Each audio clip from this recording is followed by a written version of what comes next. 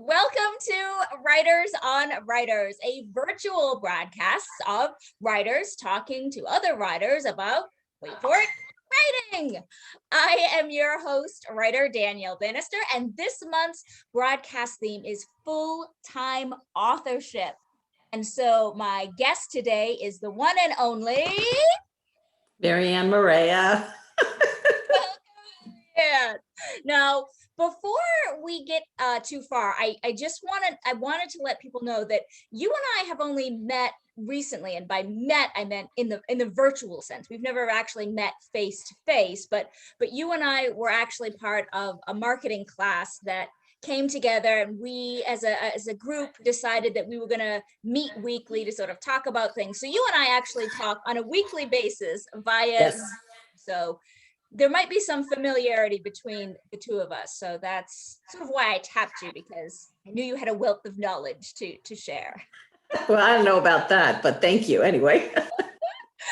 Now, up until now, these broadcasts have been sort of focused on a particular genre. But with you, I really wanted to talk to you about something that is quite fascinating to me and feels so far away to me, but the fact that you are a full-time author. Like, this is your job, this is your career, this is what you do. You're not like me, who has a side job, and this is what pays your bills. So I wanted to talk to you today about sort of what that was like, and also touch upon the genres and the books that you write. So my first question to you is, when did you start writing, and were you always a full-time writer, or did that transition happen over time? Well, my background is in journalism, and I have a degree in journalism, and Nice. started off, doing the editorial, shtick in Manhattan. I think probably the only reason they hired me is because back in the day, I was also trained in graphic arts, or as they referred to it as desktop publishing. So, that was my skill set. I wore the editorial cap, and I wore the art department cap. So they hired me because I guess they figured I was young and they could squeeze every last drop of blood. Did they? And yeah, they tried big time. So that's how I've always been a writer, always. Even from the time I was in, elementary school, middle school, and high school, I was a scribbler. But it wasn't until after, because I went the whole graphic arts route. I kind of put the copywriting aside, and I went the whole graphic arts route. And I actually was a freelancer, and I was doing pretty well. Reebok was one of my clients. Wow. And specifically working with the division that designed Greg Norman's clothes, the golfer, his shark logo and so forth. So I did a lot of their collateral materials, their buyers catalogs and so forth. The clothing samples would come in from Asia, and there was photography that was involved, and there was obviously layouts, and then I would design the brochures, the buyers catalogs and brochures that would go out to the various stores and organizations that would purchase, and this always was a year ahead. So I used to work in like 8-week increments. It would be 8 weeks of crazy, and then I'd have like 6 weeks off. And then it would be, okay, well, we have to get ready for the next catalog next season. And then it would be 8 weeks of crazy and then 6 weeks off. So that kind of worked out for me, being home with my kids. So I was able to just be a freelancer and not have to worry about working a full-time job, because I was able to still make the same kind of money I was making in New York. But then that kind of dried up because they realized they were paying me to outsource, and they brought somebody in to insource, to do it in-house. So when that dried up, I was like, okay, what do I do with myself now? And that's when I decided, all right, well, let me go back to writing. That's what was my first love. So that's what I started doing. And I started writing again, and I guess it was around 2010 or so is when I started writing again. So you also seem to have gotten some of the business end of writing in sort of that publicity, sort of marketing through that job as well. I would think that you're learning some skills and learning how things should look and what looks better and what doesn't. when it comes to doing layouts and like cover design and so forth, I'm probably the worst client that a cover artist could have because I do have that graphic artist background.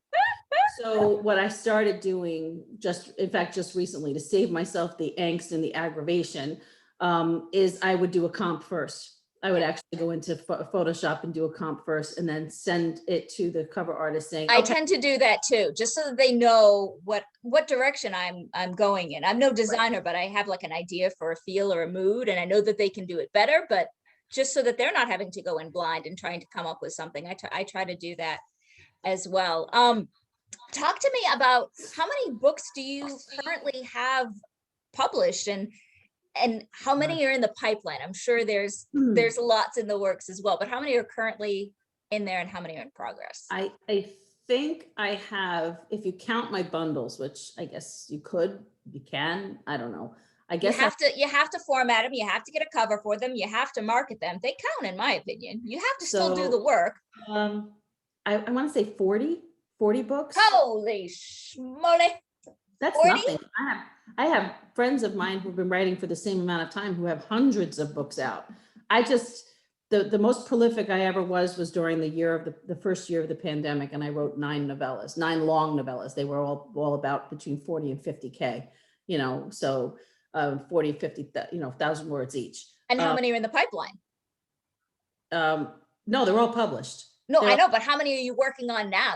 I'm sure you have several that you're pondering. Yeah, I'm actually, this year has been a little bit slow because I spent most time in our marketing class learning our marketing and also, rebranding some of the books per what we learned in the marketing.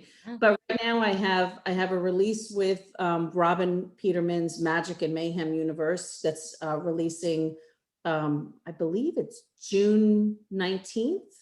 I don't know, the book is submitted, the cover's done. It's in the process of being, of having magical herbs, pour it on it to make it live, Yeah.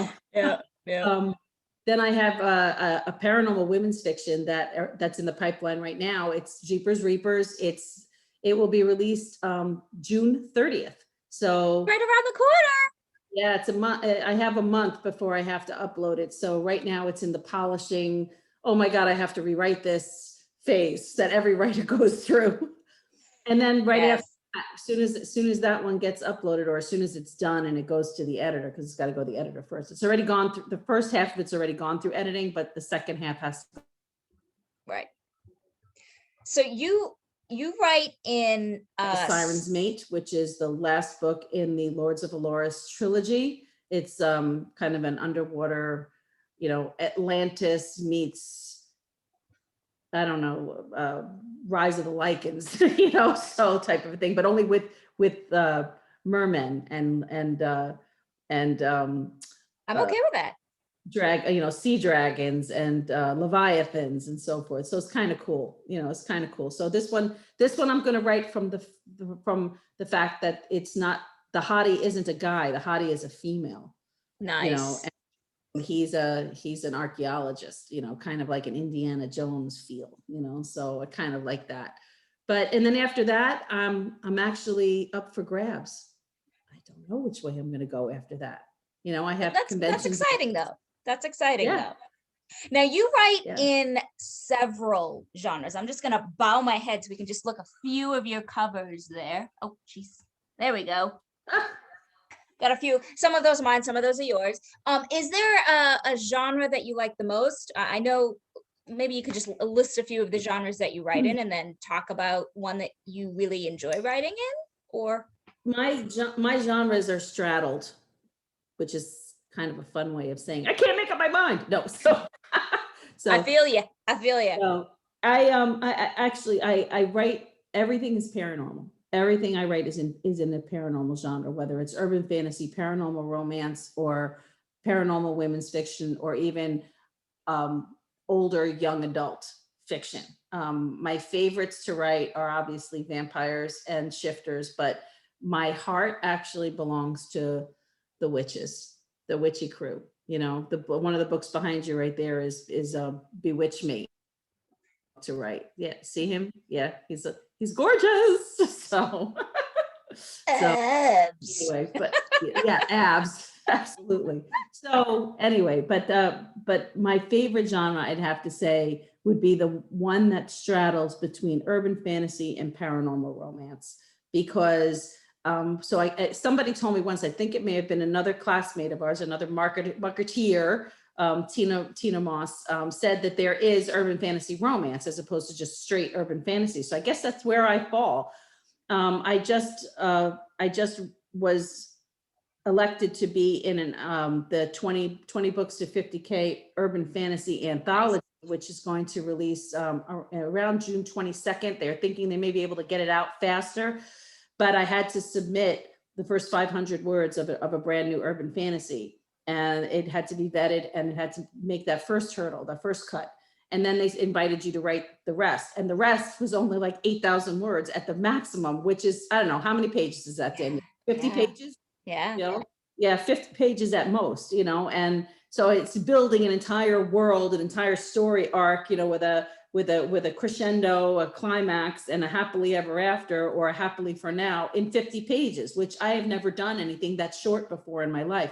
But yay, I got in. So that's going to be, so now I was able to take that and link it back to my Cursed by Blood series, which is, nice. Yeah, so it's the Cursed by Blood series it's like vampire or shifter fiction, vampire shifter fantasy / urban fantasy / paranormal romance. So all of those elements are wrapped up into one, into that series. All of those, not elements, genres are wrapped in. So nice. Good way of answering your question. I've only ever written in one world before, a shared world, and that's the purple one you see there, the Lurkers Within. That's the Havenwood Falls novella series. There's about 100 different stories within that world. They have different lines within that universe. They have like a sexy line, they have a young adult line, they have like a histories line, and then they just have their normal contemporary line. So I'm in the normal contemporary, but having a certain set of words that you have to keep it under. I think it was 35,000 words we had to keep it under, and we had to make sure that we pulled in at least 5 different characters from the world and 3 different locations and something like that. And having to run the dialogue and the scenes through these other authors to make sure that you were nailing their characters right. It was a lot of research. I had to sort of read their other stories to see, is this the way this character would talk? So it was a lot of work for a tiny little story. It was, I think, probably the hardest thing I ever had to write, because there was so much that had to go into just putting in that small amount of work. I'm not sure I'm up for world writing like that. So my kudos to you for being able to do that kind of stuff, because it's tricky. Well, the 20 books to 50K urban fantasy anthology was really just, I didn't have to pull anything in. Oh, good. Well, that's easier then. It was just creating my own stuff. But when in Robin Peterman's Magic and Mayhem series, her universe, she gives you a world Bible. Yeah, that's what we had too. Yeah. But she also gives you the freedom to be able to use as much or as little as you want. Even it could be as much as just mentioning, oh yeah, my friend Zelda, who, because Zelda's her main character, or it could be just referencing the town, or referencing, anybody, or even an event. And then you could go off and do your own. And this was a little more, is that she doesn't lay claim to your characters either. Yeah. It's great, because it's a lot of fun, but at the same time it's still her world, so I mean, as it's it's almost like it's a palate cleanser to be able to kind of write in her world, but at the same time I really want to focus more on my own stuff now. So it's fun to be part of like a writer community and sort of be all invested in sort of the same thing. But there is that, like, when you're a writer, it is sort of a solitary thing. And so it's fun to experiment with that, but it's also nice to just take the story wherever you want to go. Speaking, I guess this is a fairly good transition in terms of the structure. And if you're being a full-time writer, are you the sort of person that has a set structure to the day, like from 9 o'clock I'm in the office and I work until 5, or are you I have a deadline and I'll do whatever it needs to get to that deadline, or does it vary project to project? Um, it varies project to project. You know, it really depends on how much life gets in my way of doing my work.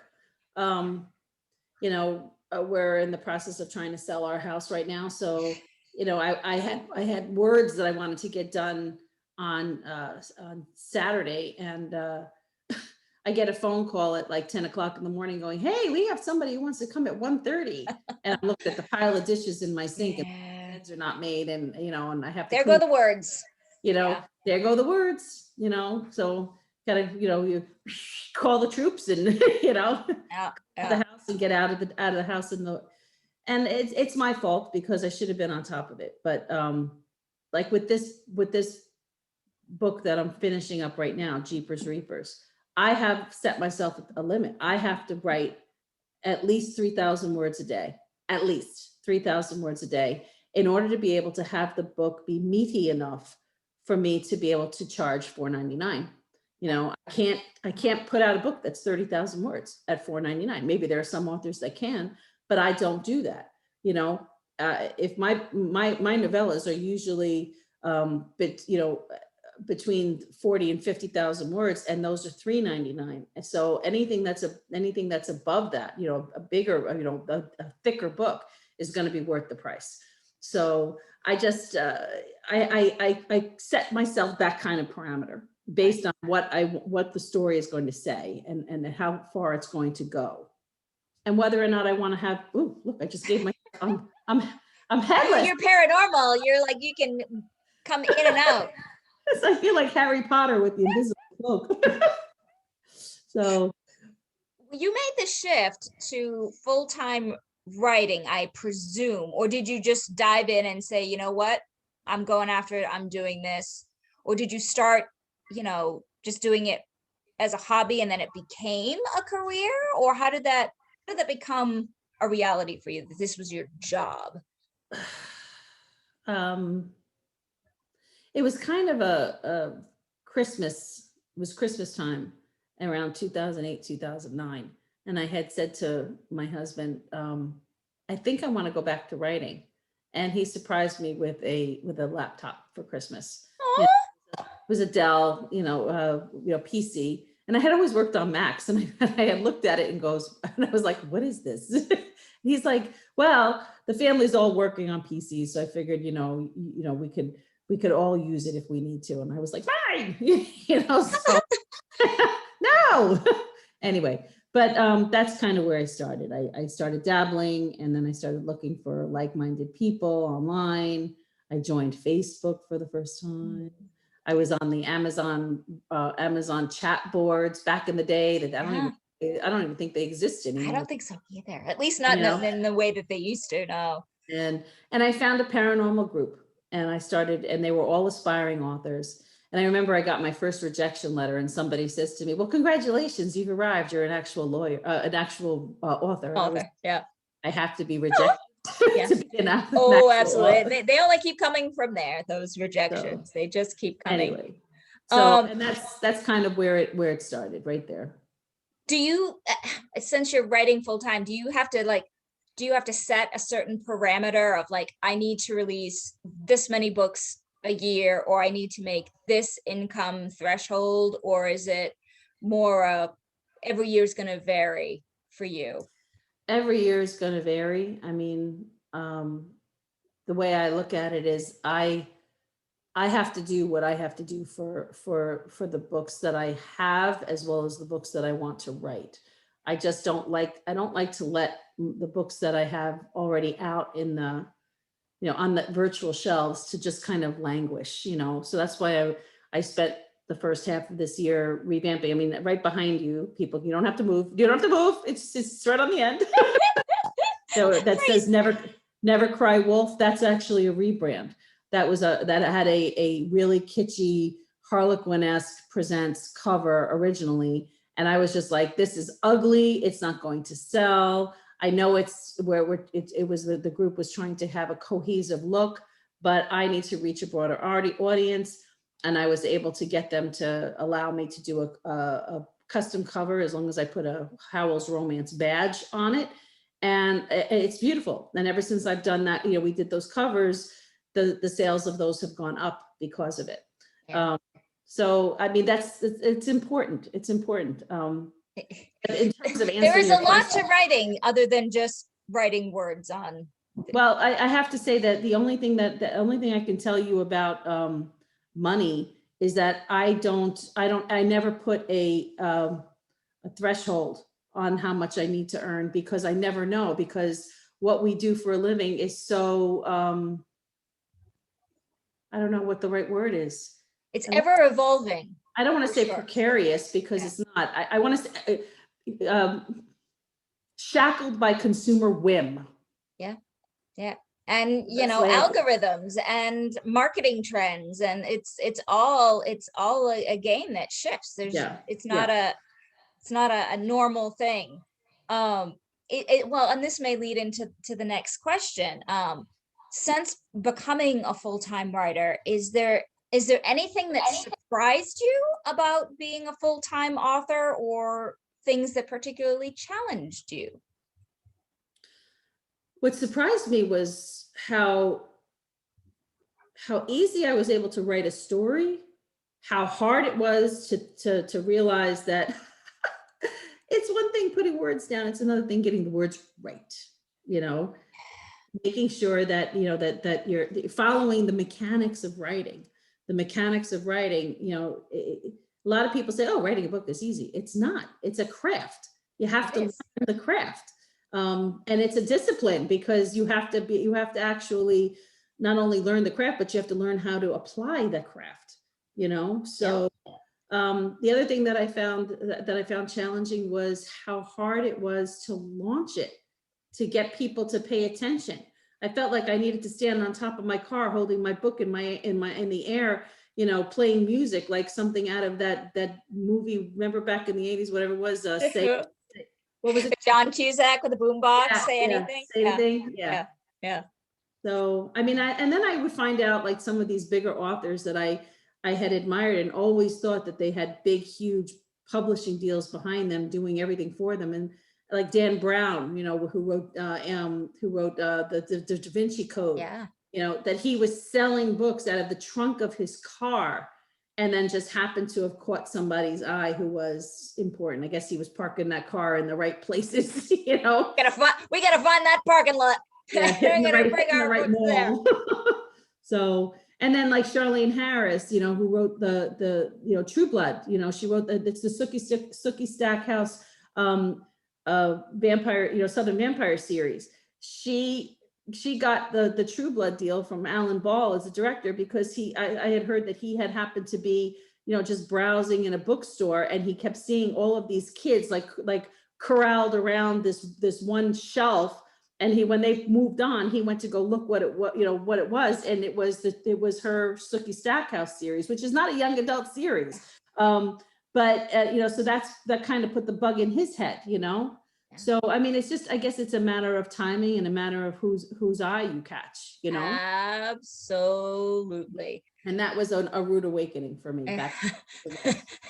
Yes. There is definitely the luck aspect is definitely part of writing. Sometimes it's just getting that book in the right set of hands that makes. It's also, I think it's all the difference. It has to do with genre, and I think it has to do with being in the right place at the right time with that genre, with the kind of book that you're writing. I don't know about you, Danielle, but sometimes I feel like I'm always just one step behind in terms of what's catching. More than one. So, because I mean, I've read your work, and your work is amazing. You're a terrific writer, and I think I'm pretty good at it too. It's just, I would concur. I think we both just need to go park our cars in a parking lot and see what on our roofs, holding our books up. That's right, with a little boom box. I'll stand up, hold the boom box, and you can pass out the books. One of the things that I love about doing this is I love to hear about how other writers create. So the question is going to revolve around your process. Do you tend to follow the same path for each book? Like we have a draft one and then we let it sit for a week and go back or whatever? Or is it completely different for every book that you write? No, it's basically the same for every book that I write. Every book that I write, I start off. It's either I start off with a setting or I set off with dialogue. And it's always the main character or the main character's love interest that, that always kicks off the book. And it's always just the same book. I write, not that I write the same book over and over. That's not what I mean. What I mean is I don't do drafts. I don't have draft one and put it aside and then, then copy that, then duplicate that one and start again. And then that'll be draft two. I don't do that. I just continue to polish and perfect and change the same book so that I don't get confused, because I made that mistake once and uploaded the wrong book for pre-order. So well, that's why you have to label them, put the date of when you write the drafts, because otherwise you can get into that trouble. So you look for the right date. But I'm afraid to do that myself, to just work in one draft, because inevitably I will cut something that I go, you know what, that was actually really good, or I want to use that for something else. So part of it is that sort of hoarding mentality for me. Like I might be able to mine what I didn't use for something else, or crap, I can't remember exactly how I phrased that. How many times do I actually go back to those drafts and pull? Not enough to warrant doing it the way I do, but that's just my process. Well, I mean, I've gotten to the habit of creating what I call dump files.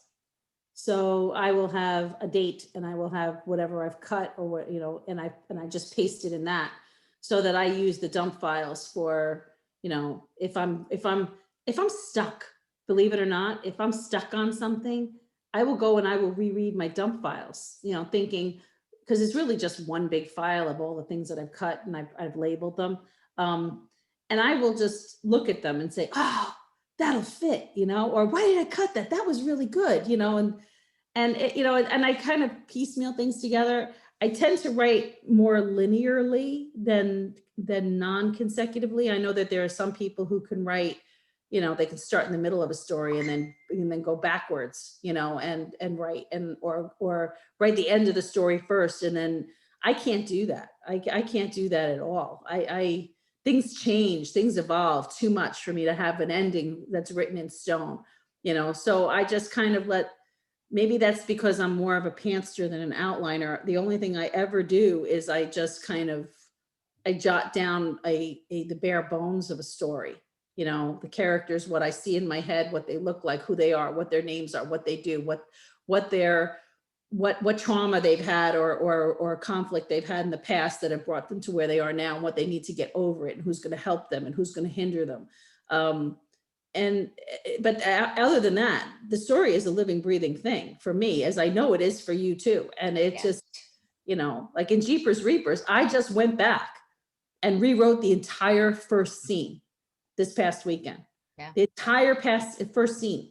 And that's because I had gone and I had looked at, some of the other books in the genre. I actually sat there on Amazon and looked at their peek insides, their look insides, and looked at the way that they had structured, whether or not they had, given backstory first, or if they just jumped right into the storyline. And then I realized, dun, dun, dun, all of those books are written in first person, and I had written mine in third person. Now, there's nothing wrong with that. No, but if all the readers are used to first person, why am I going? There is a trend right now for first person, so and for whatever that's worth. Yeah, I have an author friend of mine who swears that writing in first person is lazy writing, unless you're writing YA. Some people really love it though. They want to be fully submerged into a character, and the best way to do that is to be first person, because it feels like you are that character. I do not, and I repeat, not believe that writing in first person is lazy writing. Yeah. No, I just don't. And I think that that's a very narrow thing to say. And I don't agree. I don't agree. And he can have his opinion, you know, because yes, it is a he. Well, of course, there's And opinions then. Yeah. yeah, Yeah. so I mean, he can take his Y chromosome and go stick it where the sun doesn't shine. But you know, and he's trying to write women's stuff too. It's like, Yeah. you know, That's so a that can sometimes be a challenge. But yeah, I get what you mean about the sort of like cutting things and trying new things. I once took my book Enigma that has just been picked up by a publishing Cynthia, house. I cut the entire book. I had written the whole thing from a different person's perspective, and my main character of Sarah was a very small side character that was only in a little bit of the book. And I went, I don't care about my hero in this story. I care about this one little character that's off to the side that didn't get much play at all. So I scrapped, I think it was like 60,000 words, scrapped it all and said, you know what, let's pick up the story and go where she wants to go. And so that was a very, all that work, all the months of work, but it wasn't the right story to tell. And so you could have thousands and thousands of words written, but they're not the right they're words. not the right ones. And I don't consider that wasted writing. I consider that that's the path that you needed to find that character and to find that was the voice that Yep. that needed to really come Yep. out of the Yep. woodwork. And Do you have a favorite part of writing and a least favorite part of writing? world building is my absolute favorite thing to do. I love writing, creating the worlds. I love it. I love creating the mythology behind the paranormal entity. I mean, for example, in my Cursed by Blood series and the offshoot, which is Club Vampire, the Red Veil Diaries, which is the more erotic version of it. Anyway, for those of you who want the bow chicka wow wow, go pick up the Red Veil Diaries, the Club Vampire. Anyway, I created it, you know, taking the mythology as is, you know, vampires, they, you know, that they can't go out in sunlight. Vampires, they, you know, the stake through the heart, holy water, can't come into a church, you know, can't withstand daylight, you know, that type of a thing. Right. And I thought, okay, what can I keep? What can I keep? And then I thought to myself, well, I'm a writer. I can get rid of everything. I mean, that's what Stephanie Meyer did in Twilight. Absolutely. Everything. Do So whatever except you for the want. blood. You're in charge. Right.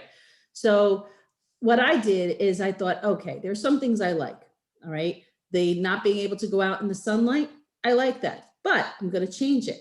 That the older a vampire gets, almost like seasoned wine, like, you know, like, you know, aged wine. Right. They can start when they get to a certain age, they start to be able to withstand certain amounts of daylight until they get to be the point where they're so old that they can just walk around like day walkers, no problem, you know.